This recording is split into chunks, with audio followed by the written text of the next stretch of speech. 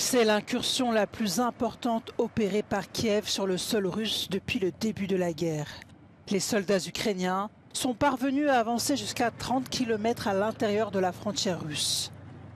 Cette incursion sans précédent de l'Ukraine a pris de court Moscou, qui a affirmé avoir empêché des tentatives de percée près des localités situées à quelques encablures de l'Ukraine. Des images diffusées par le ministère russe de la Défense montrent les combats entre les forces armées russes et les troupes ukrainiennes qui font rage dans la région frontalière de Koursk. Selon les autorités russes, des dizaines de milliers d'habitants ont été évacués depuis le début des combats. Beaucoup d'entre eux ont été pris en charge par la Croix-Rouge russe. Par ailleurs, des travailleurs ont visité des centres d'hébergement temporaires et ont ouvert une ligne téléphonique d'urgence pour ceux qui ont perdu le contact avec leurs proches dans la région. Environ 1 million de Russes vivent dans la région de Koursk, dont près de la moitié dans la capitale régionale. Bien que située loin du front, cette dernière a été touchée dans la nuit de samedi à dimanche par une attaque de drones ukrainiens.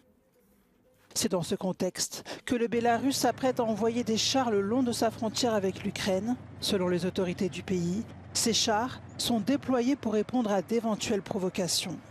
Samedi, le gouvernement du Bélarus avait dénoncé la violation de son espace aérien près d'une région frontalière à la Russie.